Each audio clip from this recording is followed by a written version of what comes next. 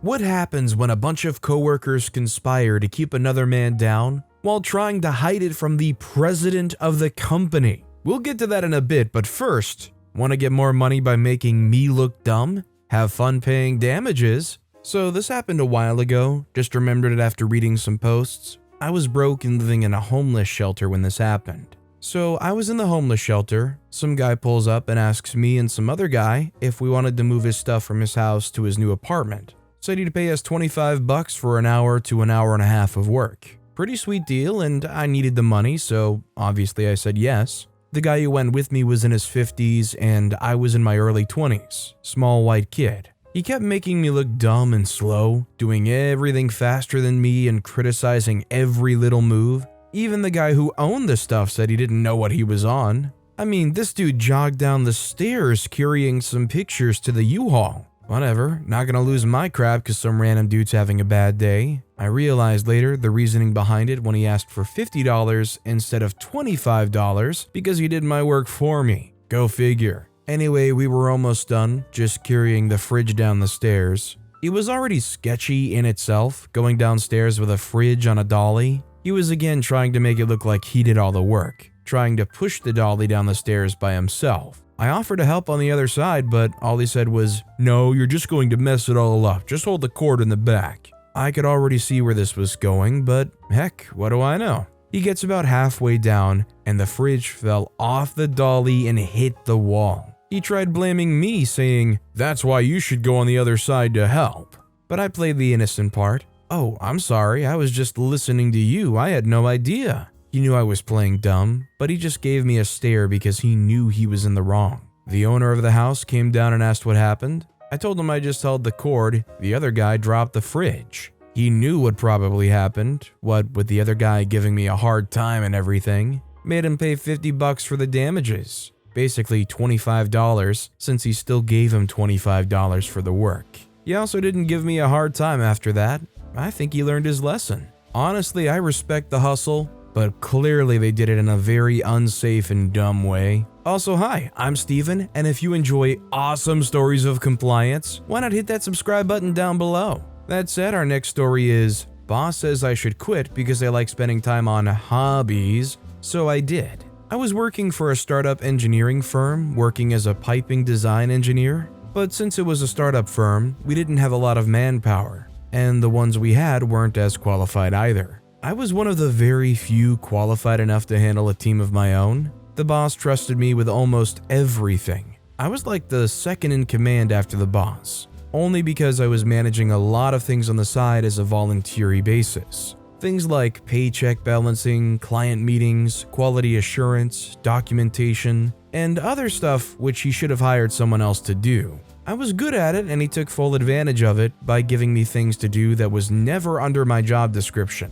One day, he had this bright idea that we should revamp our website to attract more clients. And he gave this project to his nephew, who had just graduated from college as a developer of sorts. After a week or so, the nephew came up with the first draft of the website, and the boss was fairly disappointed as it didn't look anywhere near to what he expected. He then called me in and asked me if I knew anything about website design. At that time, I was very much interested in UI/UX and was doing an online course to learn about it more. So I told him that I'll see what I can do. I spent the next week full making a proper information architecture, wireframes and color guidelines that the nephew could pick up and build the website from scratch. In the end, the website looked futuristic and the boss was pretty happy. But during the week, my other responsibilities were put in a backlog and it just kept piling on. I knew I'd be able to cover it once I'm done with the website and didn't pay too much attention to it. The next week, my boss caught up with the backlog and called me into his cabin. He started yelling at me for all the responsibilities that I didn't attend to. I calmly told him that I was working on the website and it's not a big deal. I told him that I would clear it out as soon as possible, but he wasn't happy. He asked me why I spent so much time doing something that isn't even my responsibility. I told him I was learning about UI and UX and was pretty much interested to learn more. I obviously never thought about pursuing it as a career because, frankly, I was a mechanical engineer by qualification, and didn't think jumping to IT would be easy. The boss snapped and told me that I should quit and pursue my hobby as a living. He said only then will I understand how lucky I am to have a job that pays. I kind of got offended because, one, he doesn't even pay me the worth of things I do for the company. He knew I could cover and yet took this as an opportunity to discipline me. I stepped out of this cabin, went to my desk and put in my resignation and went home. He called me a couple of times, asked me to revoke my resignation, and then made other people from the organization call me to convince me to come back. I wasn't having it at all. It's been 2 years now. I decided to pursue UI UX as a career now, and I'm working as a product designer in one of the biggest organizations in the country, with a pay that's almost 300% more than what I was getting as a mechanical engineer. Personally, I'm of the opinion that life is short. You only get one go around, and if there is something that you are legitimately passionate about, something that you wake up and you would love to do every single day, you should try to go for it, by all means. I think you're lucky if you have something that you know you would love to do. I would hate for anybody to feel like they've passed up an opportunity to at least try to pursue it. This next story is, husband complies with wife's demand. My favorite example of malicious compliance happened about 10 years ago. I'm a dentist, and one Saturday morning, I got a call on my cell from an older patient of mine. We're closed on the weekends. "Doc, I've got a tooth that's just killing me," he said. I told him I lived just 10 minutes down the road, so why doesn't he just come in and I'll see if I could get him out of pain at least. "Nah, Doc," he replied. "I've got some Jack Daniels here and I'm doing just fine. My wife told me I had to call you, so I did. I'll call your office Monday morning and see you then."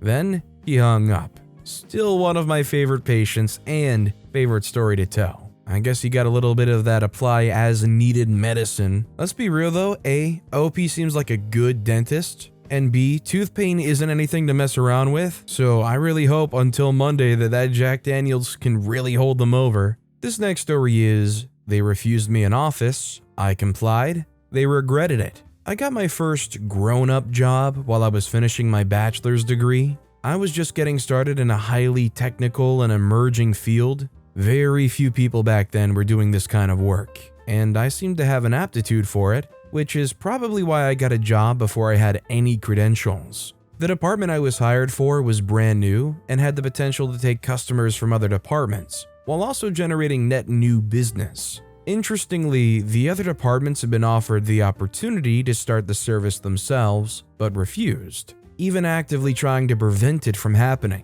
That's the reason I ended up in a malicious compliance situation. The leaders of all the other departments conspired to prevent me from getting an office. I didn't understand at first, because at that age, I didn't imagine professionals did petty, immature things. When I realized what was happening, I knew they'd get exposed if I went along with it. So I happily did my job wherever I could find a place, which often ended up being in the mailroom, where lots of people would notice. I hoped maybe the leaders would start to feel guilty or annoyed and change their minds, or they'd be caught by their bosses. Either way, problem solved for me without a fight. Little did I know how well it would go. I started to be well liked by a lot of the leaders because I helped them with their computers. There was one leader who still inexplicably hated me. I never spoke with him, not even one word, but he continued to insist that I didn't need an office. I wasn't even the level of a secretary according to him, which I took as a dig at my lack of a degree. I heard about him saying that from a friend who was in the meeting when they talked about changing their minds. It's too bad for them that they didn't change their minds, because the president came through the mailroom multiple times and finally stopped,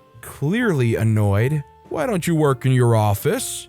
That was my golden moment. I had complied politely with not having an office. I sweetly told the president, "I don't have an office." They said, "What? Why not?" I said, "There isn't room. No space available." They say, "According to whom?" I say, "Mr. So-and-so." They say, "But you've been working here for, what, 3 months? They could have found a space for you by now." Ooh, the president was beet red at that point. I just smiled and said, "My understanding is there is no space." The president literally stomped upstairs to the offices of Mr. So-and-so. I distinctly heard the yelling from downstairs. People outside probably heard it. The president came and brought me upstairs to the conference room where the leaders were all seated looking down. There were a pile of keys on the table. I was afraid at that point. Was she having me pick someone's office to take? While that might have been a sweet revenge, it wouldn't have been good for my working relationships with any of them. But no, she handed me a key to the conference room and said,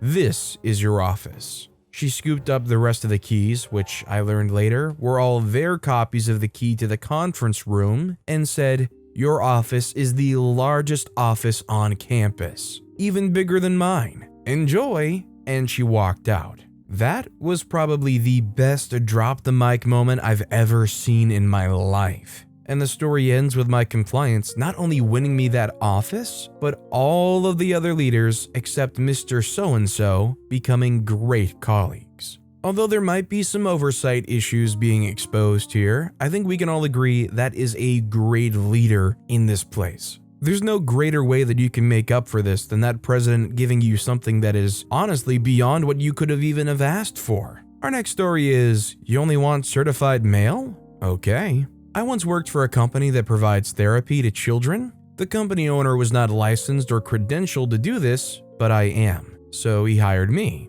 I got hired, did my job, supervised the other workers, kept all files electronically, and kept the data up to date. Everything was HIPAA compliant. As time passed, I found out that he was committing insurance fraud. I knew I wanted to report him and quit. However, due to the type of therapy I do, I didn't want to leave the clients without therapy. They didn't do anything wrong. I decided to give my boss a 4 weeks notice so he could hire someone else and I could transfer care properly. My boss didn't like this plan or the fact that I wanted to quit, so he terminated me on the spot. I thought this was reckless of him, seeing that now he had no one on his staff who could legally supervise the therapy and sign off on clinical notes. I was the only one who could. When he fired me, he started slandering my name and telling lies about me. I work in a small area where everyone in my field knows everyone else in the field, and I wasn't about to have my reputation tarnished due to his lies. I hired an attorney to write a cease and desist letter. It was sent to him via certified mail. He didn't like this either. He reached out to me and said the company needed all of their materials back as well as client data. He said he would only accept it in certified mail. Of course, I wanted to send the books and materials I had back to him as well as transfer the data to him, but it didn't make sense to send hard copies of the data. It would be a lot easier to securely email the graphed data I had. It would also make it easier on whomever took over my caseload, as the data system and graphs would already be set up for them. I tried to explain this in my email reply, but he wasn't having it. He replied, "I will no longer reply to you. I told you to send all materials in certified mail, and that's what I expect to happen." Cue malicious compliance. I printed all of the raw data and graphs I had. This ended up being about 200 pages worth of information. When it printed, it looked all wonky and extremely difficult to read across that many pages. As I was packing the books, materials, and 200 pages of printed data into the box to be sent, I accidentally dropped it and the paper scattered everywhere. I picked them up, but they were all out of order and impossible to tell how to put them back in order. So I just boxed everything up out of order and sent it to him certified mail with signature. I know he received the package. I don't know what he had the person he hired after me do, because what was sent to him was unusable, hard to read prints of the data. The only thing that I think could have been done was to have the new person recreate the entire system, decipher the order of the 200 pages of data, and input it manually. This would take many months. Maybe next time he won't be such a jerk and he'll listen when his employee says it doesn't make sense to send hard copies of the data. Does anybody else think that this company, regardless, should not exist and that OP should report them to somebody? Honestly, I feel like OP should just destroy whatever copies of the data they had, not forward it on, and just cease and desist any slanderous claims that they made. Actually, it turns out that OP reported them to an insurance fraud investigator, the company mysteriously disappeared, and then that guy opened up a new company later on. So I guess this guy will continue running through traffic until eventually he does get hit. But with that being said, that's all the time we have for today. Now, if you want to hear another absolutely awesome compliance story, check out that video on the left. Or if you missed my latest video, check out that video on the right. That said, I'll see you all next time with some more stories.